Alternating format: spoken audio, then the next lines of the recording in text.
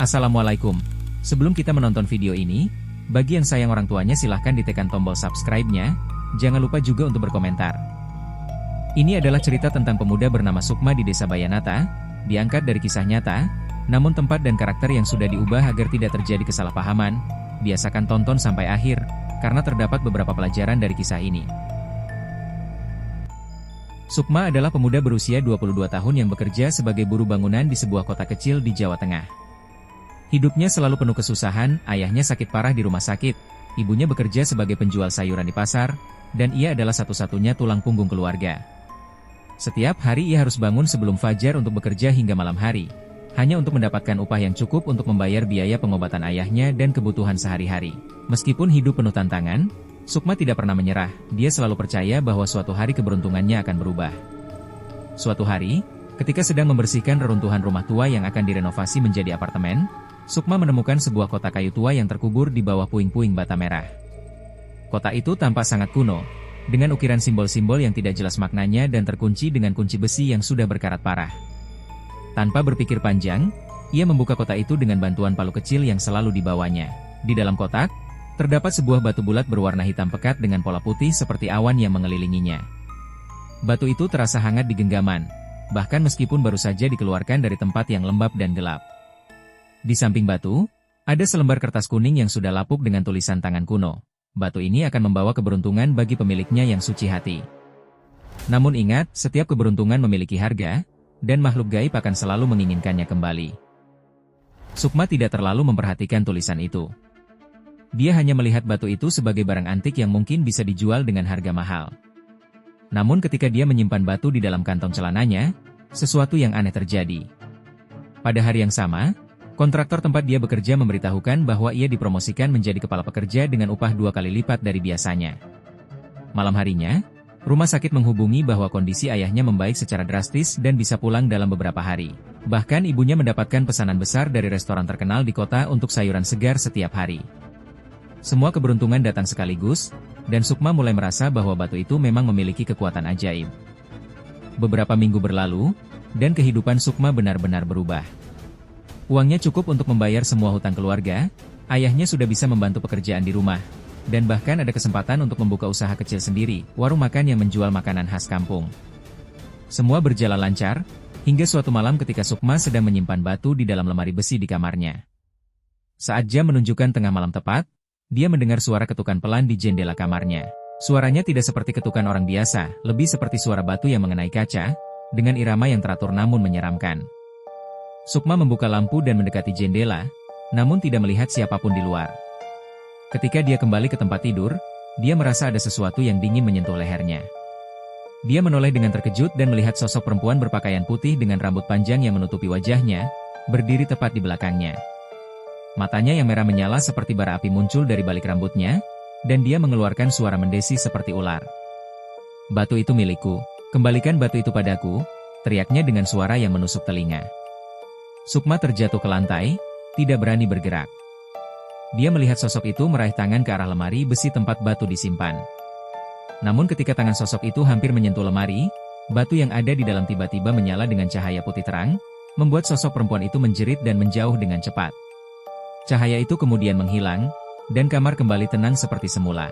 Sukma tidak tidur sepanjang malam, dia mengeluarkan batu dari lemari dan memegangnya erat-erat, menyadari bahwa tulisan pada kertas kuning bukan hanya omong kosong. Keesokan harinya, Sukma mencari tahu tentang batu itu ke seorang tukang jamu tua bernama Mbah Siti yang dikenal mengetahui banyak tentang hal-hal gaib.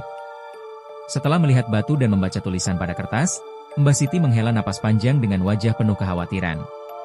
"Itu batu bertuah milik jin perempuan bernama Dewi Angin Putih," katanya dengan suara pelan.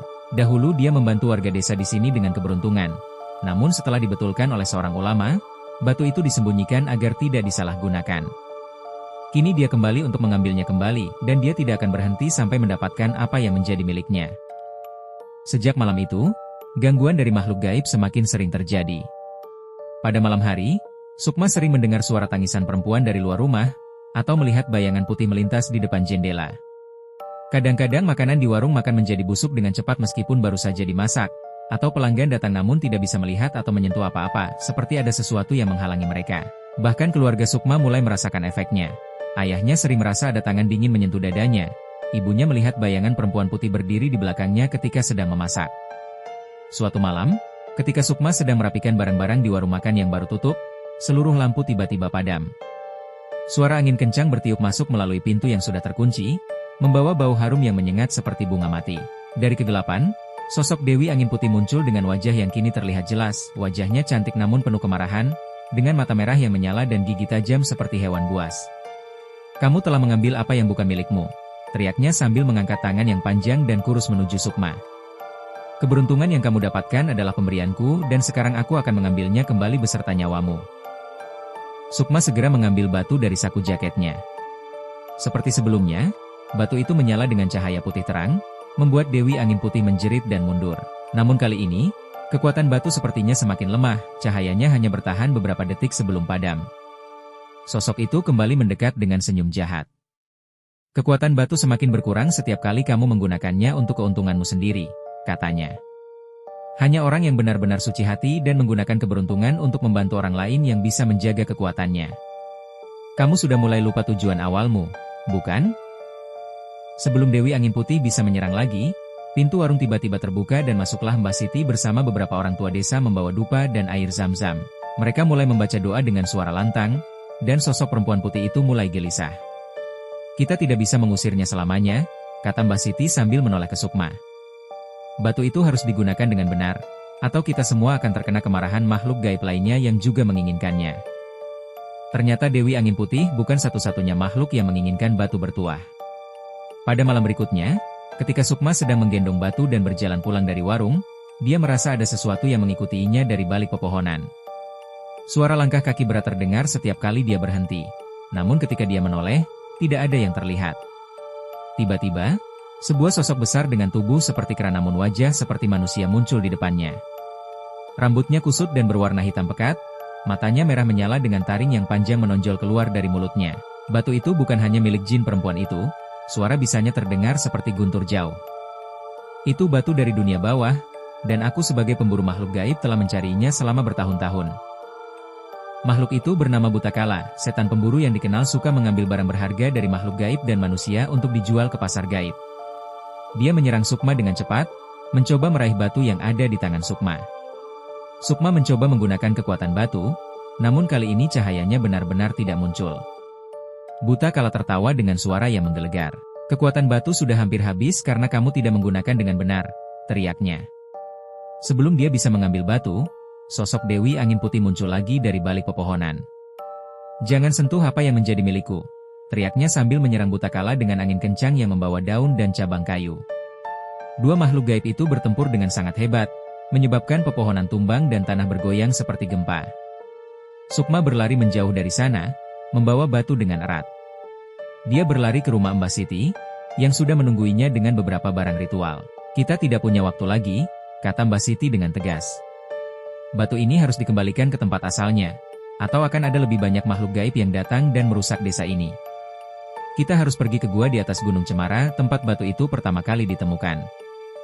Pada hari berikutnya, sebelum fajar, Sukma, Mbah Siti, dan beberapa orang tua desa yang berpengalaman dalam hal-hal gaib berangkat menuju Gunung Cemara.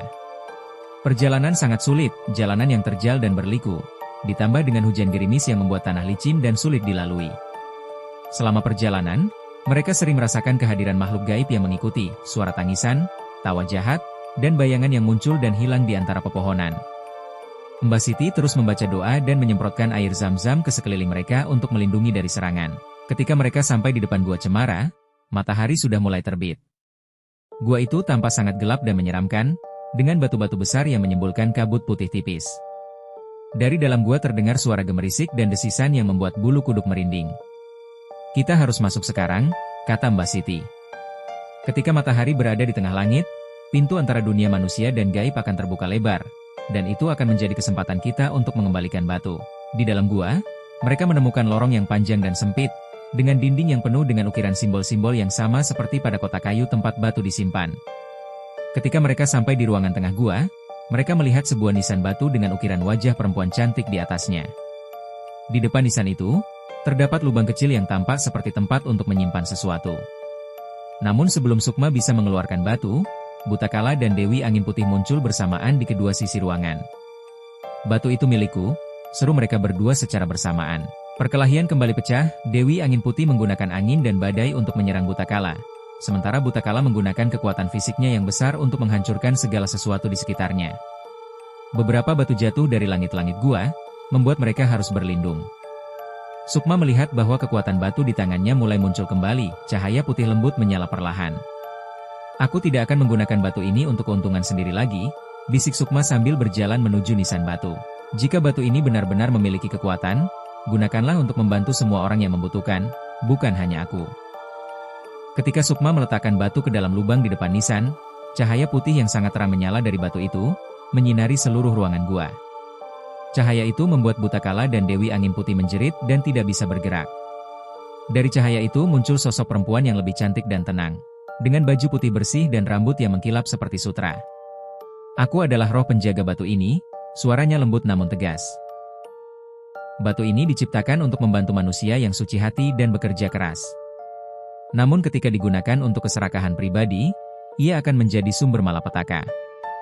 Roh penjaga itu menjelaskan bahwa Dewi Angin Putih dulunya adalah manusia yang baik hati yang diberikan batu untuk membantu desa. Namun dia menjadi serakah dan menggunakan kekuatan batu untuk menguasai orang lain, hingga akhirnya dikutuk menjadi jin. Butakala adalah setan yang selalu mencari barang berharga untuk dijual, tanpa peduli akan konsekuensinya bagi manusia. "Keduanya telah melanggar aturan alam semesta," kata roh penjaga. "Dewi Angin Putih akan diberikan kesempatan untuk membersihkan diri dengan membantu desa seperti dulu. Sementara Butakala akan dikurung di dalam gua ini hingga dia belajar untuk menghormati hukum alam." Setelah itu, Dewi Angin Putih berubah menjadi sosok yang lebih tenang dan damai.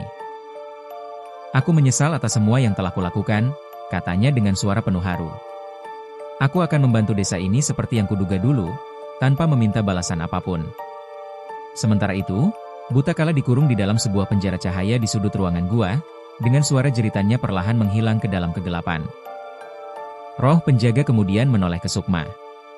"Kamu telah belajar pelajaran yang berharga, Sukma," katanya.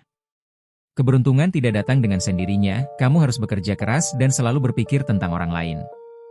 Batu itu akan tetap berada di sini, namun kekuatannya akan mengalir ke desa ini untuk membantu semua orang yang membutuhkan, bukan hanya satu orang saja." Ketika mereka keluar dari gua, matahari sudah tinggi di langit.